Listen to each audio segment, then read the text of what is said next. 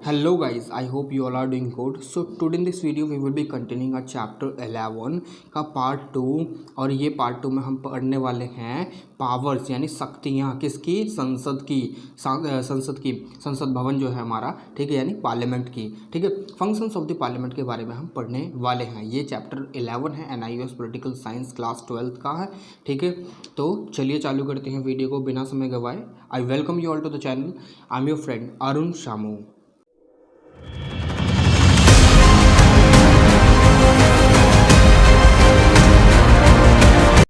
Now, before we start this video, before we start our class, first thing that I would like to tell you that I know that videos are getting delayed, ठीक है, but हाँ मैं अपनी पूरी कोशिश कर रहा हूँ। I'm not getting leave from my work, so that is why I'm not able to produce videos more and more for you all, ठीक है। So for that if I will get time, I will get a spare time, like I always get a spare time in my on the weekend, ठीक है। But हाँ यहाँ पर कभी कभी जो है ना मैं बिज़ी हो जाता हूँ, तो इसलिए मैं कभी वीडियो नहीं लेकर आ पाता हूँ। बट इट डजेंट मीन कि मैं आपका जो सिलेबस है वो कंप्लीट नहीं कराऊँगा। It doesn't mean that, okay. तो I will be completing all the chapters, I will be completing each and every topic given in your book, ठीक है। what you need to do, you just need to have patience, ठीक है। आई will be covering after this chapter Nations, like first second and third जो chapter है वो मैं आपको पढ़ाने वाला हूँ इसके बाद, ठीक है। We will be thoroughly completing those chapters and we will be understanding each and every aspect of the nations, how nations emerge and what are the factors responsible for the emergence of nations। जैसे कि हमने देखा था, हमने नहीं देखा, ठीक है, आपको मैं बताऊंगा, ठीक है। वो जो 3 चैप्टर हैं काफ़ी इंटरेस्टिंग रहने वाले हैं, ठीक है। तो वीडियो आपकी कंटिन्यू रहेंगी। I am giving you assurance this, ठीक है। You just need to just put your effort by watching this videos, ठीक है। और आपके एग्ज़ाम में आपको मेहनत करनी है, ठीक है। I know that your exams are going on, so I just can say that you people work hard and you will get the result that you never desired, ठीक है।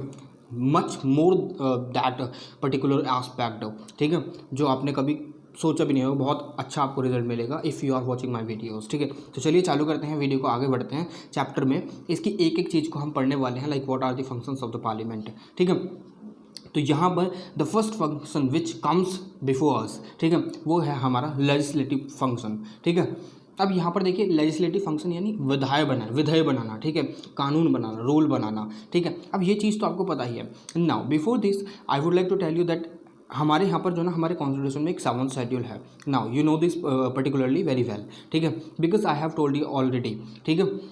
तो यहाँ पर हमारे 7th शेड्यूल में जो ना एक जो लाइक किसका क्या काम रहने वाला, किसका क्या काम नहीं रहने वाला, वो सारी चीज़ें जो है ना डिवाइडेड है। Like first we have union list, second we have the state list and third we have the concurrent list.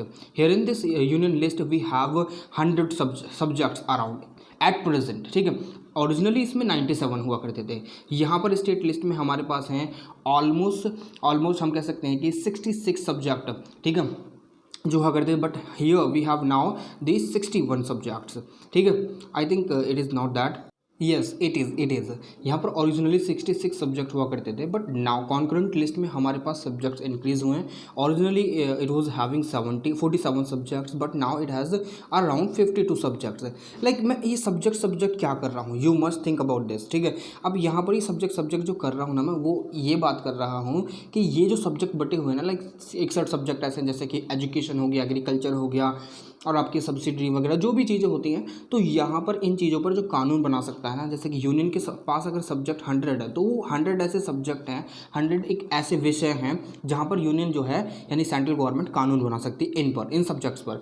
State government के पास जो है 61 ऐसे सब्जेक्ट हैं जिन पर ये कानून बना सकती है। और जो कॉन्करेंट लिस्ट है, इसका मतलब कॉन्करेंट लिस्ट का मतलब ये है कि दोनों में कहीं ना कहीं जो यूनियन गवर्नमेंट और जो स्टेट गवर्नमेंट है, यूनियन गवर्नमेंट को सेंट्रल गवर्नमेंट भी बोलते हैं, ठीक है, ये बात आपको ध्यान में रखनी है, ठीक है। स्टेट गवर्नमेंट और यूनियन गवर्नमेंट दोनों ही कॉन्करेंट लिस्ट पर बना सकते हैं अपने कानून। बट यहाँ पर one thing that you need to know कि अगर कॉन्करेंट लिस्ट पे ऑलरेडी यूनियन गवर्नमेंट अपना कानून बना रखा है, तो यहाँ पर स्टेट गवर्नमेंट अगर दोबारा उस पर कानून लेकर आती है ना, तो वो वहाँ पर जो है ना स्टेट गवर्नमेंट का कानून नहीं चलेगा, किसका चलेगा, यूनियन गवर्नमेंट ने जो ऑलरेडी बना रखा है वो चलेगा, वो प्रिवेल करेगा, यानी यूनियन गवर्नमेंट के पास काफ़ी ज़्यादा पावर आ जाती है, ठीक है। अब सेकेंड अगर हम बात करें तो यहाँ पर ये जो यूनियन कॉन्करेंट लिस्ट है इसमें सब्जेक्ट जो इंक्रीज हुए हैं। अर्लियर क्या हुआ करते थे 47 सब्जेक्ट हुआ करते थे, but now we have around 52 subject.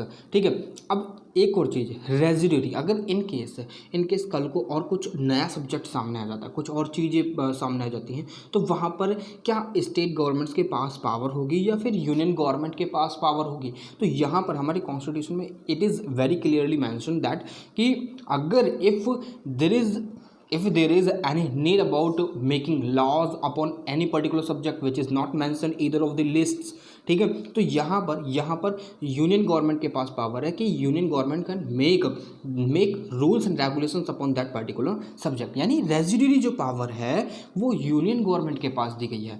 It is not vested in the state government और द कॉन्करेंट लिस्ट। ठीक है, तो यहाँ पर ये चीज़ आपको समझ में आ गई। चले आगे चलिए, तो लेजिस्लेटिव पावर में यूनियन गवर्नमेंट जो है ना, यानी यूनियन गवर्नमेंट कह सकते हैं हम, स्टेट गवर्नमेंट कह सकते हैं, ये अपने लॉ बना सकती हैं। ठीक है, पार्लियामेंट के पास पावर यही है कि वो लॉ बना सकती है। ठीक है, कॉन्करेंट लिस्ट पर और यूनियन लिस्ट पर। बट अब यहाँ पर एक और चीज़ आपको पता रहनी चाहिए कि स्टेट लिस्ट पर, अगर स्टेट लिस्ट में कोई पर्टिकुलर सब्जेक्ट है, मान लीजिए एक पर्टिकुलर सब्जेक्ट है, मैं कहूँ एग्रीकल्चर, ठीक है, एग्रीकल्चर है, वो स्टेट लिस्ट का सब्जेक्ट है, मान लीजिए, सपोज कीजिए। ठीक है, अब यहाँ पर जो है अगर दो स्टेट, दो से ज़्यादा स्टेट अगर पार्लियामेंट के पास जाते हैं, parliament they request to the parliament that why don't you make a particular law which is applicable throughout the territory of India. ठीक है सॉरी, तो यहाँ पर ऑन दैट पर्टिकुलर रिक्वेस्ट क्या कर सकती है पार्लियामेंट, जो है ना एग्रीकल्चर पर रूल्स एंड कानून वगैरह लेकर आ सकती है। ठीक है, तो यहाँ पर स्टेट लिस्ट में जो सब्जेक्ट एंड लिस्ट हैं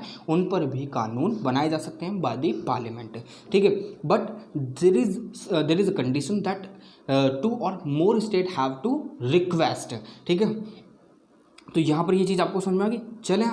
चलिए आगे चलते हैं अब। ठीक है, just a second, it's not getting removed. Okay, तो यहाँ पर अब एग्जीक्यूटिव फंक्शन होते हैं। Now you know it very well कि हमारे पास जो पार्लियामेंट में जो एमपीज़ हैं मेंबर ऑफ पार्लियामेंट बोलते हैं उनको। ठीक है, what do they just sit in the parliament and discuss various things in the regard of the general public. ठीक है, and they bring out certain rules and regulations and we can say legislation. ठीक है, they constitute that and बहुत सारी चीज़ें उनके काम होते हैं। बट यहाँ पर there is a function that is rule making. This is the particular function of the parliament, but there is another function.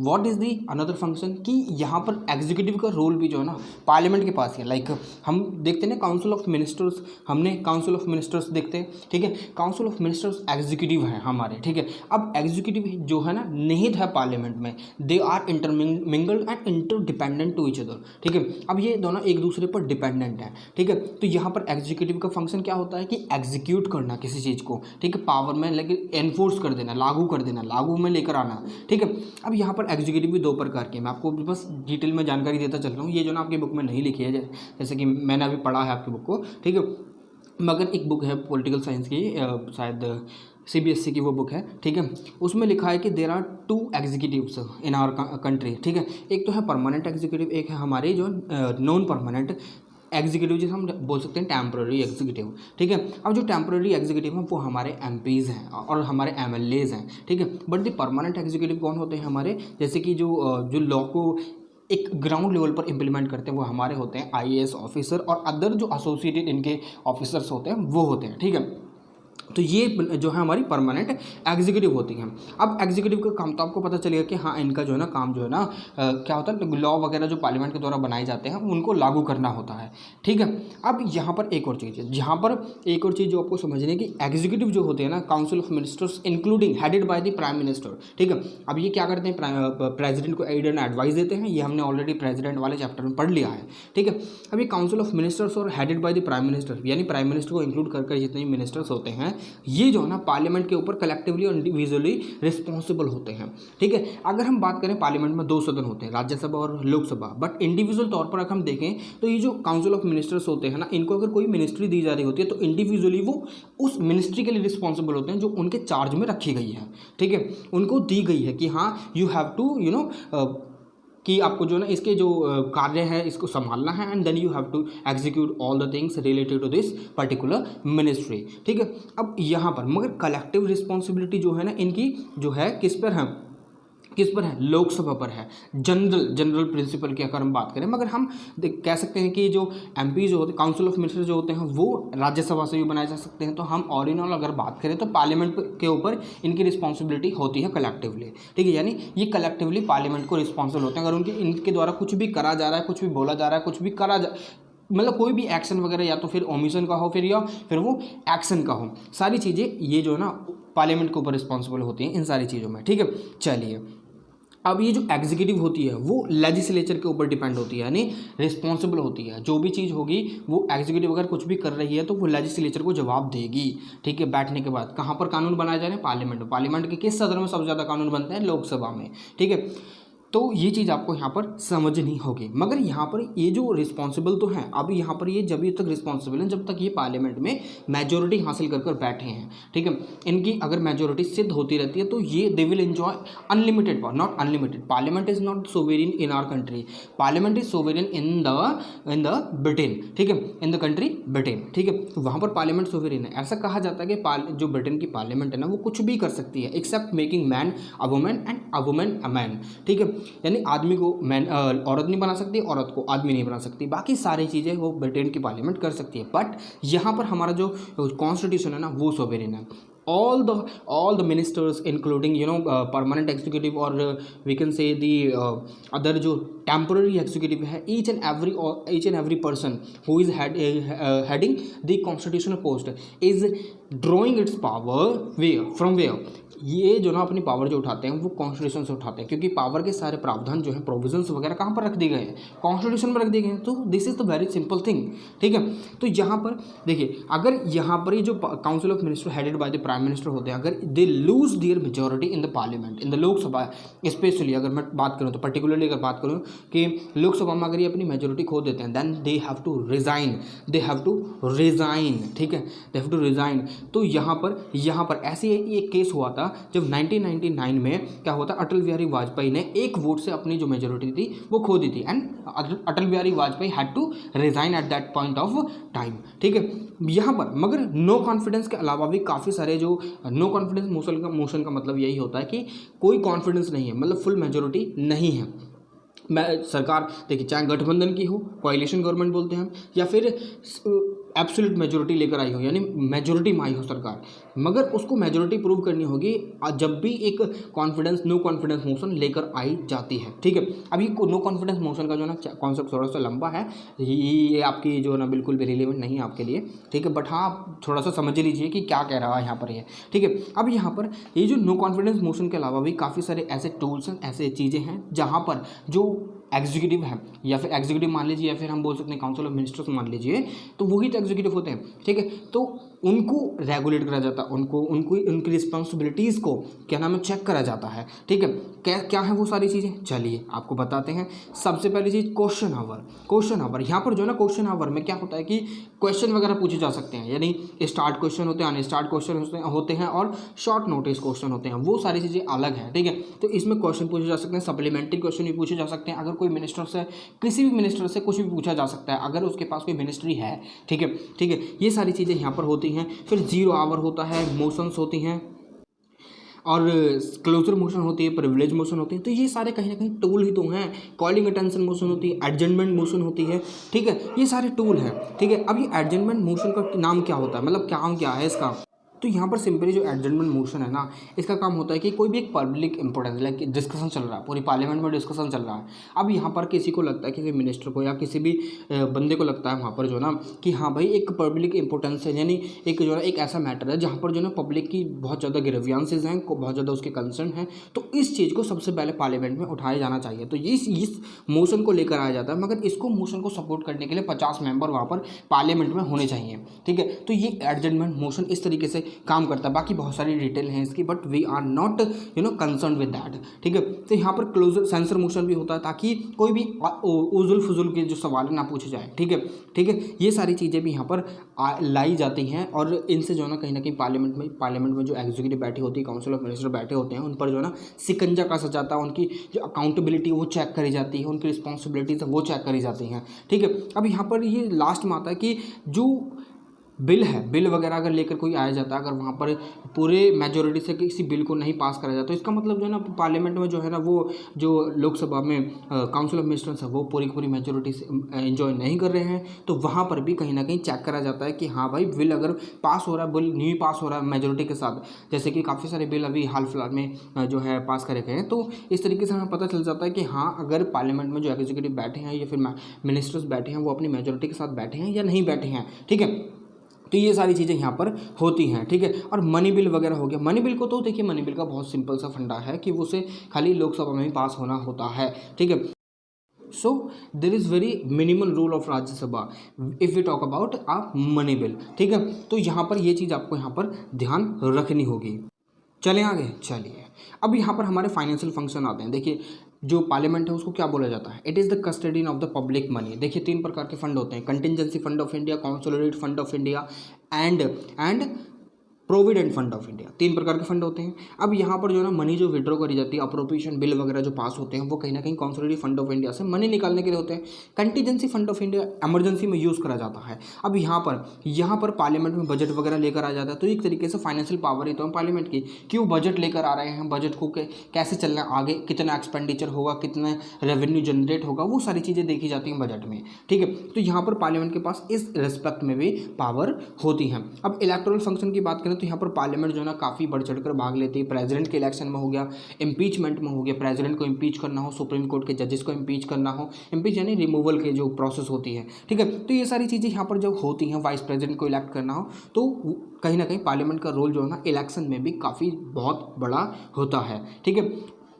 अगर हम मेजर डिग्नेटरीज की यानी वीआईपी पर्सन की बात करें, like first citizen of India, और फर्स्ट सिटीजन ऑफ इंडिया हमारे कौन होते हैं, ये कोई और नहीं होते, हमारे प्रेसिडेंट ऑफ इंडिया ही होते हैं, ठीक है। पावर ऑफ रिमूवल, ठीक है, ये मैंने आपको बता ही दिया है अभी अभी, ठीक है। अब यहाँ पर functions regarding amendment of the constitution, like अगर कोई भी एक पर्टिकुलर अमेंडमेंट लेकर आनी है, संशोधन लेकर आना हमारे कॉन्स्टिट्यूशन में, then it is very necessary thing that that particular bill has to be pass by both the houses of the parliament, ठीक है। So this is the very particular thing and this is the very basic thing, ठीक है, कि अगर कोई भी amendment लेकर आना है तो यहाँ पर जो है ना उस पर्टिकुलर अमेंडमेंट बिल पहले तो वो बिल ही होगा, ठीक है, फिर पहले वो लोकसभा में इंट्रोड्यूस करा जाए या फिर राज्यसभा में इंट्रोड्यूस करा जाए। इट मीन्स कि जो अमेंडमेंट बिल है वो बोथ ऑफ द सदन of the parliament can be introduce, ठीक है। तो वो किसी भी सदन में इंट्रोड्यूस करा जा सकता है, ठीक है। अब यहाँ पर उस पर्टिकुलर अमेंडमेंट बिल को has to be pass by special majority in both of the houses, ठीक है, 2/3 एंड प्रेजेंट एंड वोटिंग, ठीक है। ये चीज़ आपको यहाँ पर पता रहनी चाहिए। अब मिसलेनियस फंक्शन क्या है कि पार्लियामेंट का सबसे बड़ा रोल ये भी होता है कि भाई साहब अगर इमरजेंसी लगी हुई है, नेशनल इमरजेंसी हो या फिर आर्म्ड रिबेलियन हो, we have already talked about emergency and emergency के जितने भी प्रोविजंस हैं वो हम ऑलरेडी बात कर चुके हैं उसके बारे में। तो यहाँ पर पार्लियामेंट का जो रोल है बहुत अच्छा खासा रहता है, ठीक है। अब पार्लियामेंट में कहीं किसी भी स्टेट को अगर इंक्लूड करना हो, कल को अगर हम चाइना को अपने जो अंडर लेकर आते हैं, अपने पास रखते हैं, अपना इंडिया बना लेते हैं उसको, चाइना को पूरे को, ठीक है, तो उस समय पर जो संशोधन होगा, जो भी चीज़ होगी वो पार्लियामेंट के पास ही होती है, ठीक है, कि एक नया स्टेट फॉर्म में कर सकते हैं। जैसे कि अभी हाल फिलहाल में 2017 में क्या हुआ था कि जो फुल फ्लैज स्टेट हुआ करता था Jammu and Kashmir, eight that point of time they made it by revocation of abrogation of the article 370, ठीक है, उसको एब्रोगेट कर दिया गया था। उसके बाद 370 वहाँ पर हटा दिया गया और उसको पूरी जम्मू एंड कश्मीर को 2 भागों में बांटकर Jammu and Kashmir and Leh 2 union territories बना दी, ठीक है। तो ये चीज़ भी यहाँ पर पार्लियामेंट के पास ही होती हैं, ठीक है। अब कोई एक नया स्टेट भी बना सकते हैं, 1-2 स्टेट को आपस में मर्ज भी कर सकते हैं, और जो स्टेट लेजिस्लेटिव काउंसिल होती है ना उसको भी ये फॉर्म कर सकते हैं। Like if particular state wants to create a legislative council in its state, ठीक है, तो ये वहाँ पर पार्लियामेंट का रोल बहुत ज़्यादा अहम हो जाता है। बट लेजिस्लेटिव काउंसिल अगर क्रिएट भी हो रही है ना, तो वो सारी चीज़ें डिपेंड करती हैं कि स्टेट के पास इतने रिसोर्सेज वगैरह हैं कि वो लेजिस्लेटिव काउंसिल के जितने भी एक्सपेंसेस है उसको इनकर कर सके, ठीक है। तो ये सारी चीज़ आपको यहाँ पर पता रहनी चाहिए। और कोई भी अगर पॉलिटिकल वगैरह इशू वगैरह आता है तो यहाँ पर उसको रिजॉल्व करने के लिए भी कहीं ना कहीं पार्लियामेंट आगे चलती है। अब तो अगला हमारा टॉपिक आता है law making procedure in the parliament, ठीक है। लॉ मेकिंग प्रोसीजर की बात करें तो सिंपली हमारे पास दो काइंड ऑफ बिल होते हैं, टू काइंड्स ऑफ बिल होते हैं, ठीक है। अब यहाँ पर हमारे पास पहला होता है ऑर्डिनरी बिल, दूसरा होता है money bill. Now what is the difference between ordinary bill और द मनी बिल, ठीक है। So here we have to just ponder upon this particular thing that what is the difference। अब ordinary का मतलब होता है साधारण बिल, ठीक है। मनी बिल का मतलब होता है हाँ भाई कहीं ना कहीं पैसों से डील कर रहा है, कोई टैक्स वगैरह इंपोजिशन हो रहा है या फिर कहीं पर टैक्स वगैरह लगाया जा रहा है, या फिर कहीं से टैक्स वसूला जा रहा है, कहीं पर टैक्स में फेरबदल की जा रही है, या फिर कहीं से मनी आ रही है या कहीं से पैसे निकाले जा रहे हैं। तो this particular thing that you need to know कि हाँ ये सारी चीज़ें भी होती हैं, ठीक है। तो यहाँ पर ऑर्डिनरी बिल की बात करें तो ऑर्डिनरी बिल जो है ना एक ऐसा बिल होता है जहाँ पर पार्लियामेंट में लेकर आया जाता है। ये देखिए पार्लियामेंट में जब लेकर आया जाता है तो ये किसी भी प्रकार का बिल हो सकता है, गवर्नमेंट बिल भी हो सकता है और एक प्राइवेट मेंबर बिल भी हो सकता है। अब ये गवर्नमेंट बिल क्या होता है कि अगर कोई मिनिस्टर इंट्रोड्यूस करता है, मिनिस्टर जिसको मिनिस्ट्री दे रखी है हाथ में, ठीक है, मिनिस्टर की बात करते हैं, ना कि और जो अदर पार्लियामेंट मेंबर हैं या फिर अदर देन मिनिस्टर हो सकते हैं, ठीक है। तो अगर कोई भी मिनिस्टर इंट्रोड्यूस करता है उस पर्टिकुलर ऑर्डिनरी बिल को तो वो बिल गवर्नमेंट बिल कहलाएगा, ठीक है, गवर्नमेंट बिल कहलाएगा। मानकर चलिए एक पर्टिकुलर पार्टी है, फॉर एग्जांपल बीजेपी, ठीक है, BJP is currently enjoying the full majority in the parliament and if the ministers of that particular party introduces any kind of bill in the parliament, then it has to be introduced by the minister. It means that particular bill is the government bill. If other than the minister is introducing a particular bill or any kind of bill in the parliament, so that bill can be considered as a money bill, so not private member bill, okay।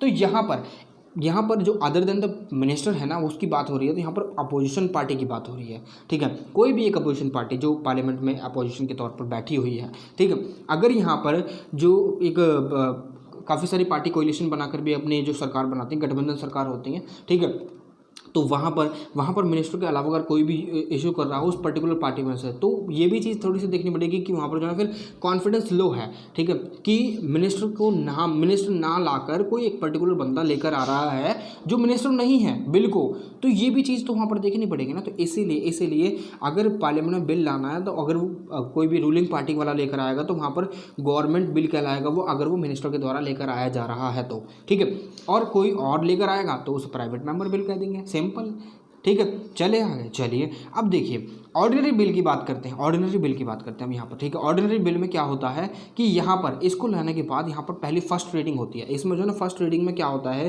कि जो लेकर आ रहा है bill, जो लेकर आ रहा है, कोई भी मिनिस्टर हो सकता है, कोई भी प्राइवेट मेंबर हो सकता है, अगर वो लेकर आ रहा है पहले तो वो इस चीज़ के लिए जो ना जो सदन है, प्रिजाइडिंग ऑफिसर यानी स्पीकर ऑफ द लोकसभा से पहले परमिशन मांगेगा कि I want to introduce a particular bill in this respect, ठीक है। He will not reveal the title of the bill, ठीक है। He will not say that this is the particular bill and this is in this regard and I want to introduce it. No, he will not in the firstly he will not reveal all these things, ठीक है। तो वो क्या करेगा कि he will just ask for the request, ठीक है, कि मैं ये बिल लेकर आना चाहता हूँ, देन द पार्लियामेंट का जो स्पीकर होता है यानी लोकसभा का जो स्पीकर होता है, he will allow, तो यहाँ पर जो ना जो बिल है वो पुट करा जाएगा फर्स्ट रीडिंग के लिए। तो फर्स्ट रीडिंग में जब वो इंट्रोड्यूस करेगा ना, देन द मूवर है या हम बोल सकते हैं इंट्रोड्यूसर जो इंट्रोड्यूस कर रहा है बिल को, वो फर्स्ट रीडिंग जो होगी वो टाइटल की होगी। फिर उसके बाद जो है ना उस बिल को गजट में पब्लिश कर दिया जाएगा। गजट में पब्लिक होने के बाद फिर वो जब गजट में आ जाएगा तो वहाँ पर देखा जाएगा कि हाँ ये जो बिल है ये अब इंट्रोड्यूस करा गया है पार्लियामेंट में। तो उसी बिल को जो है ना इस तरीके से पहली रीडिंग मान ली जाती है कि हाँ पहली फर्स्ट रीडिंग जो है कंप्लीट हो गई है बिल की। हाँ सबको पता चल गया कि ये बिल पर्टिकुलरली लेकर आया जा रहा है। बाकी all the things you can read from here, ठीक है। Other all the things. Second reading में जो है ना 3 स्टेज होती हैं सेकंड रीडिंग में, और ये बहुत ही इंपॉर्टेंट स्टेज होती है, क्योंकि यहाँ पर जो है ना एक जनरल डिस्कशन होता है, फिर कमेटी स्टेज आती है, फिर कंसिडरेशन स्टेज आती है। ठीक है, अब ये क्या क्या होती हैं चलिए मैं आपको बता देता हूँ। सबसे पहले हम जनरल स्टेज की बात, जनरल डिस्कशन की बात करते हैं। ठीक है, अब यहाँ पर it may take the bill into consideration immediately. जब भी लेकर आया जाता है इसको तुरंत ही सेकंड रीडिंग के लिए अगर लाया गया है बिल, सेकंड रीडिंग के लिए अगर लाया गया है बिल, तो इसको तुरंत ही इमीडिएटली कंसिडरेशन में ले लिया जाएगा, और इसके एक पर्टिकुलर डेट जो है फिक्स कर दी जाएगी कि हाँ हम इस तारीख को यहाँ से बिल को डिस्कस करना चालू कर देंगे। ठीक है, यहाँ पर जो प्रोविजंस है ना बिल के वो डिस्कस करे जाते हैं कि हाँ क्या क्या लिखा गया है बिल में। ठीक है, फिर यहाँ पर जो है ना इस स्टेज पर जनरल डिस्कशन पर, जनरल डिस्कशन वाली स्टेज पर यहाँ पर इस बिल को जो है ना कमेटी के पास भी, सिलेक्ट कमेटी के पास भी भेज दिया जा सकता है, या फिर जॉइंट कमेटी के पास भी भेज दिया जा सकता है। अब सिलेक्ट कमेटी जो ना जिस सदन में ये इंट्रोड्यूस करा गया वहाँ की कोई कमेटी हो सकती है, पर्टिकुलरली एड हॉक कमेटी हो सकती है, या फिर एक कोई you know not ad hoc committee, ad hoc जो ना टेम्प्रेरी टाइप की होती हैं, वो जो ना डिसॉल्व हो जाती हैं आफ्टर कंप्लीटिंग दी वर्क। ठीक है, तो यहाँ पर सिलेक्ट कमेटी जो होती हैं इनको रेफर करा जाता है, सिलेक्ट कमेटी परमानेंट कमेटी होती हैं। ठीक है, तो यहाँ पर जब इनको भेजा जाता है सिलेक्ट कमेटी के पास इसकी स्क्रूटनी के लिए कि हाँ आखिर बिल में है क्या, तो वो सारी चीज़ें आने के बाद यहाँ पर जो है ना दोबारा से इंट्रोड्यूस करा जाता है, वो अगले स्टेज में हम देखेंगे। ठीक है, और फिर या फिर जॉइंट कमेटी के लिए भेज दिया जाता है। जॉइंट कमेटी यानी जॉइंट, दो जनों को जॉइंट मिलकर बना रही है जॉइंट कमेटी, या फिर राज्यसभा या फिर लोकसभा। ठीक है, तो यहाँ पर जॉइंट कमेटी के लिए भेज दिया जाता है अगर जो बिल है वो दोनों सदनों से कंसर्न है। ठीक है, ठीक है, चले आगे चलिए। अब यहाँ पर इसको या फिर इसको जो है ना पब्लिक में आंसर सर्कल कर दिया जाता है, पब्लिक में, पब्लिक की वोट के लिए, पब्लिक के ओपिनियन के लिए रख दिया जाता है। ठीक है, चले आगे चलिए। फिर जब जॉइंट कमेटी या फिर सिलेक्ट कमेटी पढ़ लेती हैं, हाँ फिर ये सारी चीज़ें हो गई, ये वो अपने सुझाव देने के लिए इसको दोबारा से हाउस में लेकर आती हैं जहाँ पर ये पहली बार आया था। ठीक है, अब इस हाउस के मेंबर क्या करते हैं, कमेटी स्टेज पर आने के बाद ये अपनी जो ना सारी चीज़ें करते हैं, स्क्रूटनी वगैरह करने के बाद कंसिडरेशन होती है कि हाँ भाई ये सारी चीज़ें जो है ना कमेटी ने कही हैं, ये सारी चीज़ें होनी चाहिए, ये वो वगैरह वगैरह काफ़ी सारी चीज़ें होती हैं। अब जो बिल है उसमें जितने भी प्रावधान होते हैं कमेटी को लोग ये चीज़ें गलत है और या फिर ये चीज़ें सही हैं, तो उन पर सारी चीज़ों पर डिस्कशन होता है, और उन चीज़ों को कुछ क्लॉजेज ऐसे होते हैं जिनको रिमूव करा जाता है, कुछ क्लॉजेज ऐसे होते हैं जिनको ऐड करा जाता है। ठीक है, तो यहाँ पर अमेंडमेंट भी हो सकता है, यहाँ पर सारी चीज़ें हो सकती हैं। नाउ अब आती है हमारी थर्ड रीडिंग। थर्ड रीडिंग ऐसी स्टेज होती है जहाँ पर बिल को या तो रिजेक्ट करा जाता है या फिर एक्सेप्ट करा जाता है, मगर कोई अमेंडमेंट यहाँ पर नहीं होती है। ठीक है, कोई अमेंडमेंट यहाँ पर नहीं होती है। कोई भी अगर कोई चाहे कि उसको उस समय याद नहीं था और मैं बाद में अब इसको अमेंड करना चाहता हूँ, तो ऐसा पॉसिबल नहीं है। अब यहाँ पर या तो मेजोरिटी ऑफ द जो हाउसेज हैं वहाँ से पास हो जाएगा या फिर वो रिजेक्ट कर दिया जाएगा। देखिए, तो अगर मेजोरिटी ऑफ द मेंबर ये कह देते हैं कि हाँ जी हमें मंजूर है, आय बोलते हैं वैसे तो, ठीक है, it is not written in your book. ठीक है, आय बोलते हैं, और फिर या फिर अगर जब पसंद नहीं होता है या फिर वो चाहते हैं कि this bill has to be discarded, तो वहाँ पर बोलते हैं नो। ठीक है, तो ऐसा बोला जाता है। इसके बाद इसको पास कर दिया जाता है, तो फिर उसके बाद इसे सेकंड हाउस में रीडिंग के लिए भेज दिया जाता है। सेकंड हाउस में अगर पास हो जाता है देन फिर ये प्रेसिडेंट के पास रहता है। अब हम सेकंड हाउस की बात कर लेते हैं कि हाँ सेकंड हाउस में क्या होता है। सेकंड हाउस के पास काफ़ी सारे जो प्रोविजंस हैं वो अवेलेबल होते हैं, जैसे कि सेकंड हाउस इसे पास कर सकता है। सेकंड हाउस जो है इसमें अमेंडमेंट के नहीं कर सकता, मगर हाँ सजेशंस वगैरह दे सकता है। ठीक है, और या फिर इसे वो रिजेक्ट कर सकता है। ठीक है, अगर ये से डायरेक्टली अगर सेकंड हाउस पास कर देगा 3 रीडिंग के बाद ही, क्योंकि इसमें भी 3 रीडिंग चलती हैं।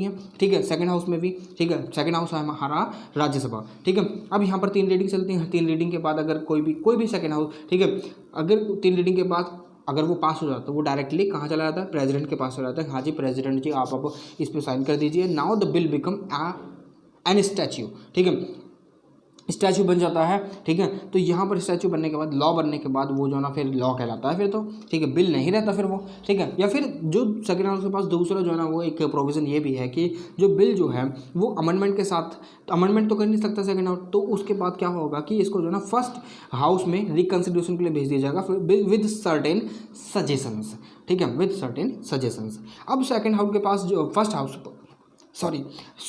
के पास ये एक प्रावधान है, ये एक ऐसी प्रोरोगेटिव है, विशेष अधिकार है कि वो सेकंड हाउस के जो रिकमेंडेशंस हैं, राज्यसभा के रिकमेंडेशंस हैं, वो एक्सेप्ट भी कर सकता है और नहीं भी कर सकता है। ठीक है, ये चीज़ आपको पता रहनी चाहिए। अगर यहाँ पर जो सेकंड हाउस है उसने बिल को रिजेक्ट कर दिया और अपने पास रख लिया, तो यहाँ पर एक जो है ना डेडलॉक क्रिएट हो जाता है। डेडलॉक क्रिएट हो जाता है, अगर 6 महीने के अंदर अंदर बिल को वापस नहीं भेजा तो वो डेडलॉक क्रिएट हो जाएगा। ठीक है, डेडलॉक क्रिएट हो जाएगा। उस डेडलॉक को रिमूव करने के लिए, डेडलॉक यानी बिल पे कोई काम ही नहीं करा गया सेकंड हाउस में जाने के बाद, को उसको बिल्कुल भी ना तो उठाया गया ना पढ़ा गया ना कुछ भी नहीं। ठीक है, कुछ भी नहीं। ठीक है, तो यहाँ पर डेडलॉक क्रिएट हो गया। डेडलॉक क्रिएट होने के बाद इस डेडलॉक को रिमूव करा जाएगा जॉइंट सेटिंग के बाद। ठीक है, जॉइंट सेटिंग को कॉल अपॉन करा जाएगा। ठीक है, बुलाया जाएगा। ठीक है, प्रेसिडेंट के द्वारा। ठीक है, प्रेसिडेंट जब जॉइंट सेटिंग बुलाएंगे तो उसके बाद क्या होगा कि उसको प्रिजाइड करेंगे जो ओम बिरला जी हैं, हमारे करंट जो स्पीकर हैं। ठीक है, वो प्रिजाइड करेंगे। फिर उसके बाद इस बिल पर दोबारा से जो प्रोविज़न जहाँ पर सेकंड हाउस को ये लगा कि हाँ ये चीज़ें नहीं होनी चाहिए, उस प्रोविज़न को डिस्कस करा जाएगा। डिस्कस करने के बाद उन प्रोविज़न में संशोधन लेकर आया जाएगा, उनको हटाया जाएगा, फिर कुछ और करा जाएगा। ठीक है, जो भी करा जाएगा फिर उसके बाद उस बिल को पास कर दिया जाएगा दोनों सदनों से, फिर उसके बाद उसको भेज दिया जाएगा प्रेसिडेंट के पास कि हाँ जी चलो जी। ठीक है, बाकी ये बिल आप देख सकते हैं। डाउरी प्रोहिबिशन बिल है 1959, बैंकिंग सर्विस कमीशन बिल है 1978, the prevention of terrorism bill है 2002। ठीक है, अब प्रेसिडेंट के पास बिल चला जाता है। प्रेसिडेंट के पास 3 पावर होते हैं कि अपने इस बिल को जो ना वो असेंट दे सकते हैं, इस बिल को जो ना विदहोल्ड कर सकते हैं। ठीक है, अपनी असेंट नहीं दे सकते, या फिर इस बिल को जो ना रिकन्सिडरेशन के लिए हाउस के पास भेज सकते हैं। अब यहाँ पर तीसरे में ये होता है कि अगर बिल को दोबारा रिकन्सिडरेशन के लिए भेज दिया है तो यहाँ पर प्रेसिडेंट के पास ये चीज़ है कि दोबारा रिकन्सिडरेशन के पास भेज दिया। ठीक है, हाउसेज के पास भेज दिया रिकन्सिडरेशन के लिए प्रेसिडेंट ने। अब हाउसेज ने दोबारा से उस बिल को पास कर दिया, तो यहाँ पर प्रेसिडेंट के ऊपर बाइंडिंग हो जाएगा कि प्रेसिडेंट अब उसको बिल को अपनी असेंट दे दे। ठीक है, अब वो मना नहीं कर सकते। अब यहाँ पर उनके पास कोई और चारा नहीं है कि वो उसे विदहोल्ड कर लें या फिर अपनी असेंट ना दें। ठीक है, या फिर अब उनको असेंट देनी ही पड़ेगी। ठीक है, ये चीज़ आपको समझ में आनी चाहिए। Now comes the very interesting point, money bill. ठीक है, मनी बिल में टैक्स के इम्पोजिशन होते हैं, गवर्नमेंट का एक्सपेंडिचर होता है, बोरिंग वगैरह होती हैं। ठीक है, अब मनी बिल को कौन डिसाइड करता है कि एक पर्टिकुलर बिल अगर किसी एक पर्टिकुलर मिनिस्टर के द्वारा लेकर आया जा रहा है, चाहे फिर वो गवर्नमेंट बिल हो या प्राइवेट मेंबर बिल हो। मनी बिल हमेशा प्राइवेट मेंबर के बिल के द्वारा प्राइवेट मेंबर जो है ना हाउस का, वो नहीं लेकर आ सकता। हमेशा गवर्नमेंट का मेंबर यानी गवर्नमेंट बिल ही कहलाएगा वो मनी बिल। ठीक है, मनी बिल कौन डिसाइड करेगा कि एक पर्टिकुलर बिल अगर मनी बिल है या नहीं है, वो स्पीकर के पास इसकी डिस्क्रिशनरी पावर है। ठीक है, speaker will decide that a particular bill whether it is a money bill or ordinary bill, an ordinary bill. ठीक है, तो यहाँ पर मनी बिल की हम बात करें तो मनी बिल जो है ना can be introduce in the Lok Sabha and Rajya Sabha, Lok Sabha में खाली वो इंट्रोड्यूस करा जा सकता है, not in the Rajya Sabha. This is the very particular thing that you need to know. ठीक है, अब यहाँ पर after passing by the Lok Sabha, यहाँ पर जो बिल है वो मनी बिल राज्यसभा में जाता है। राज्यसभा के पास 14 दिन होते हैं कि वो उस पर डिसीजन ले। अगर 14 दिन के अंदर राज्यसभा डिसीजन ले लेती है तो ठीक है। वो यहाँ पर क्या हो सकता है कि राज्यसभा जो है ना जो लोकसभा अगर बिल पास हुआ है मनी बिल, तो वहाँ पर वो कुछ सजेशंस के साथ भेज सकते हैं, रिकमेंडेशन के साथ भेज सकते हैं। लोकसभा के ऊपर बाइंडिंग नहीं है वो रिकमेंडेशन। अगर राज्यसभा ने मनी बिल के रिगार्डिंग कोई रिकमेंडेशन दी है, बाइंडिंग नहीं है। अब लोकसभा उन्हें पास भी कर सकती है, एक्सेप्ट भी कर सकती है और नहीं भी कर सकती है। ठीक है, मगर रिकमेंडेशन देने के बाद वो बिल एज इट इज़ पास हो जाएगा और वो सीधे प्रेसिडेंट के पास चला जाएगा। ठीक है, अब यहाँ पर अगर 14 दिन के अंदर राज्यसभा ने अगर नहीं दिया आंसर और उसने अपने पास रखे रखा, ठीक है, तो वो बिल 14 दिन के बाद पास माना जाएगा जैसा वो लोकसभा में पास हुआ था। ठीक है, या फिर राज्यसभा ये कहती है 14 दिन के अंदर ही वापस कर देती है विद द असेंट, ठीक है, विद द अप्रूवल, तो वो मनी बिल तो वैसे ही पास है। ठीक है, तो यहाँ पर यही चीज़ है कि यहाँ पर जो है ना क्या है कि प्रेसिडेंट जो होते हैं, यहाँ पर प्रेसिडेंट के पास भी ये प्रेरोगेटिव नहीं है कि वो उसको विदहोल्ड कर सके। President has to give his assent to the money bill. ठीक है, तो यहाँ पर ये सारी चीज़ें लिखी हुई हैं, आप पढ़ सकते हैं। ठीक है, चले आगे चलिए। अब बजट की बात करते हैं। बजट एक एनुअल फाइनेंशियल स्टेटमेंट है। बजट एक एज इट इज़ एक वर्ड है जो हमारे कॉन्स्टिट्यूशन में कहीं भी मेंशन नहीं है। What is mention in the constitution is the annual financial statement under article 112, ठीक है, ऑफ द कॉन्स्टिट्यूशन। अब यहाँ पर फाइनेंशियल ईयर जो हमारी स्टार्ट होती है वो हमारी 1 अप्रैल से स्टार्ट होती है और 31 मार्च तक जाती है। अब हमेशा जो बजट है ना वो हमेशा कब लेकर आया जाता है, द लास्ट वीक 31 फरवरी को। ठीक है, यहाँ पर sorry last day of the फरवरी बोल सकते हैं हम। ठीक है, नॉट 31, क्योंकि 29 डेज़ की लीप ईयर 29 डेज़ का होता है और जो नॉर्मल ईयर होते हैं वो 28 डेज़ की होती है फरवरी की। तो सिंपली यहाँ पर जो अगर बजट लेकर भी आया जा रहा है तो वो कहीं ना कहीं लास्ट वर्किंग डे हम बोल सकते हैं कि वहाँ पर इंट्रोड्यूस करा जाएगा। देखिए रेलवे बजट जो ना पहले हमारा पार्ट हुआ करता था, 1921 में जो इसको मर्ज कर दिया गया था, सॉरी अलग कर दिया गया था, सेपरेट कर दिया गया था। There was a provision that railway budget was introduce in the parliament separately apart from the the general budget, ठीक है। तो यहाँ पर जो ना it was again merge with the general budget when in 2016 अगस्त बीजेपी गवर्नमेंट ने इसको मर्ज कर दिया अगेन, ठीक है। तो यहाँ पर दोनों बजट को साइमल्टेनियसली, नॉट साइमल्टेनियसली, एकदम मर्ज कर कर एक ही बजट में दोनों बजट को इंट्रोड्यूस कर दिया जाता है कि रेल बजट का कोई भी फाइनल या सेपरेट कोई भी चीज़ नहीं है। तो यहाँ पर जब बजट प्रेजेंट करा जाता है पार्लियामेंट में, तो उसके बाद जो ना फाइनेंस मिनिस्टर की विजिट स्पीच होती है, वो उसमें बताती है कितना कितना रुपया आ रहा है, कहाँ कहाँ पर खर्च करना वगैरह वगैरह, टैक्सेशन वगैरह सारी चीज़ें बताई जाती हैं यहाँ पर, ठीक है। तो ये बजट इस तरीके से इंट्रोड्यूस होता है, ठीक है। बाकी जो प्रोसेस है बजट की वो आपको ज़्यादा उसके लिए आपको कंसर्न नहीं होना है, ठीक है। Now what is quorum? Quorum का मतलब होता है कि एक मिनिमम नंबर ऑफ जो मेंबर है ना वो चाहिए। अगर कोई भी एक पर्टिकुलर मीटिंग राज्यसभा में होनी है या फिर लोकसभा में होनी है, पार्लियामेंट में होनी है, तो उसके लिए एक पर्टिकुलर नंबर ऑफ मेंबर चाहिए, वो है 1/10, ठीक है। ये आपको यहाँ पर पता रहनी चाहिए। 1/10 कितने होते हैं? 55 के अराउंड, 52 से अबव होते हैं, ठीक है। चलिए, क्योंकि हमारे राज्यसभा में जो मेंबर हैं वो 240 to 50 हैं, ठीक है। और जो लोकसभा हमारी 552 हैं, अराउंड 550 to 555, ठीक है। आप मुझे बताइए कमेंट बॉक्स में कमेंट करें कितने मेंबर हैं, ठीक है। चलिए, अब यहाँ पर हम कंपैरिजन की बात करें कि दोनों के पास पावर क्या क्या है। देखिए, लोकसभा की बात करें तो लोकसभा में जो है ना कंकरेंट लिस्ट है, ये जो ना यहाँ पर मनी बिल इंट्रोड्यूस करे जाते हैं, बजट इंट्रोड्यूस करा जाता है, ठीक है। अप्रोप्रिएशन बिल वगैरह पास होते हैं, तो यहीं से होते हैं सारी चीज़ें, ठीक है। ये जो ना कंकरेंट लिस्ट पर, स्टेट लिस्ट पर और जो यूनियन लिस्ट पर कानून बना सकती है, बट स्टेट लिस्ट में जो है ना कहीं रिक्वेस्ट करी जानी चाहिए। मगर यहाँ पर राज्यसभा में जो है ना मनी बिल वगैरह इंट्रोड्यूस नहीं करे जाते हैं, ठीक है। तो यहाँ पर अब दूसरी पावर आती है कि यहाँ पर जो टैक्सेशन वगैरह, बजट वगैरह इंट्रोड्यूस करे जाते हैं, एनुअल फाइनेंशियल स्टेटमेंट वगैरह इंट्रोड्यूस करी जाती है, कहाँ पर? लोकसभा में। But as such things doesn't work here in this Rajya Sabha, ठीक है। अब तीसरी जो बात है, यहाँ पर कंट्रोल करा जाता है एग्जीक्यूटिव पावर, जैसे कि क्वेश्चन आवर हो गए, सप्लीमेंट्री क्वेश्चन हो गए, रेजोल्यूशन वगैरह हो गए, मोशंस वगैरह हो गए, ठीक है। ये सारे कहीं ना कहीं टूल्स हैं ताकि जो पार्लियामेंट है वो अपने जो रिस्पॉन्सिबिलिटी और अकाउंटेबिलिटी चेक करती रहे, किसी काउंसिल ऑफ मिनिस्टर्स की और दी एग्जीक्यूटिव की, ठीक है। यहाँ पर जो ना कॉन्स्टिट्यूशन अमेंडमेंट लेकर आया जाता है यहाँ पर, तो देखिए ये भी यहाँ पर भी हो सकती हैं चीज़ें, ठीक है।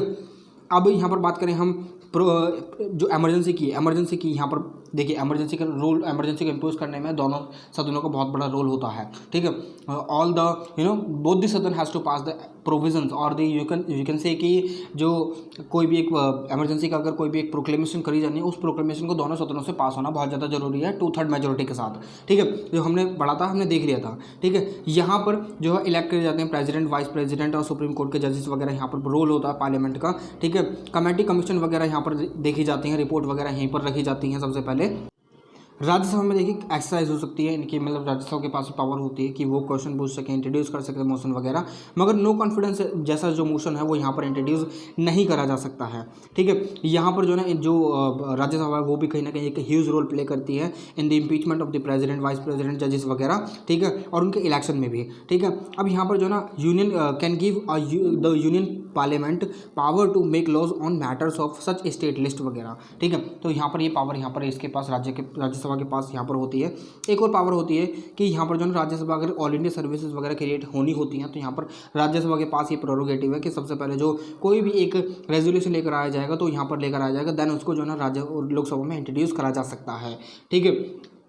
ये चीज़ भी राज्यसभा के पास पावर यहाँ पर है। और दूसरी पावर देखिए राज्यसभा के पास यहाँ पर ये भी है कि अगर कोई भी बिल यहाँ पर इंट्रोड्यूस करा जा रहा है ना लोकसभा में, तो उसको राज्यसभा के पास रीडिंग के लिए भेजा जाएगा। तो राज्यसभा जो है ना कहीं एक चेक्स एंड बैलेंसेस का काम करती है। अगर कोई भी हैस्टी रेजोल्यूशन पास करा जा रहा है यहाँ पर लोकसभा में जल्दीबाजी के द्वारा, तो यहाँ पर राज्यसभा में वो चीज़ें यहाँ पर आकर रुक जाएंगी, ठीक है। अब यहाँ पर जो ना एमिनेंट पर्सनैलिटीज़ वगैरह भी होते हैं, प्रोफेशनल होते हैं, एक्सपर्ट होते हैं, तो यहाँ पर जो ना जैसे कि 12 मेंबर जो है यहाँ पर राज्यसभा में नॉमिनेट करे जाते हैं प्रेसिडेंट के द्वारा, जिनके पास अच्छी खासी नॉलेज होती है। तो यहाँ पर जो ना अच्छा खासा जो टैलेंट है वो यहाँ पर प्रेजेंट होता है, उनका जो टैलेंट है वो यूज़ करा जाता है, ठीक है। अब यहाँ पर राज्यसभा जो है एक फेडरल इक्विलिब्रियम मेंटेन करती है, जैसे कि जैसे कि यहाँ पर देखिए, यहाँ पर जो है ना कॉन्स्टिट्यूंसीज के हिसाब से इलेक्शन होते हैं, मगर यहाँ पर जो है ना जो हर स्टेट से जो है जो उनकी पॉपुलेशन के हिसाब से रिप्रेजेंटेटिव यहाँ पर लेकर आए जाते हैं, ठीक है।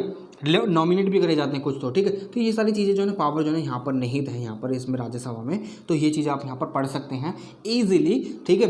तो ये चैप्टर आपका कंप्लीट होता है। आपको कैसा लगा ये chapter, do let me in the comment box. If you feel any kind of suggestion जो आप मुझे देना चाहते हैं वीडियो के रिगार्डिंग, और if you feel any kind of hesitation और any kind of question in your mind, तो आप मुझसे पूछ सकते हैं directly in the comment box below. And Instagram पर भी पूछ सकते हैं, फेसबुक पर भी पूछ सकते हैं, टेलीग्राम भी पूछ सकते हैं, ठीक है। बेसिकली आप मुझसे जो है ना डायरेक्टली नीचे कमेंट बॉक्स में पूछ सकते हैं, क्योंकि मोस्टली मैं यहाँ पर एक्टिव रहता हूँ वैसे तो, ठीक है। मैं इंस्टाग्राम पर भी ज़्यादा एक्टिव नहीं रहता, because I do not have time, that is why, ठीक है। मुझे काम से फुर्सत नहीं मिलती है, ठीक है। चलिए, बाकी आप चिंता मत कीजिए, आपके जो चैप्टर है, आपकी जो बुक का जो जितनी भी सारी चीज़ें हैं, I will be completing, I am assuring you, I am giving you assurance, ठीक है। You don't have to be worry about it, ठीक है। चलिए, मिलते हैं एक और नई वीडियो में एक और नई इन्फॉर्मेशन के साथ। तब तक के लिए मैं आप लोगों से विदा लेना चाहूँगा, बट हाँ, चैनल को सब्सक्राइब जरूर कीजिए, अपने दोस्तों के साथ शेयर भी कीजिए, ताकि उनको भी ये सारी चीज़ें को लाभ मिल सकें, ठीक है। और वीडियो को लाइक जरूर कर दीजिएगा। चलिए, मिलते हैं एक और नई वीडियो के साथ, एक और नई इन्फॉर्मेशन के साथ। तब तक के लिए मैं आप लोगों से विदा लेना चाहूँगा। जय हिंद।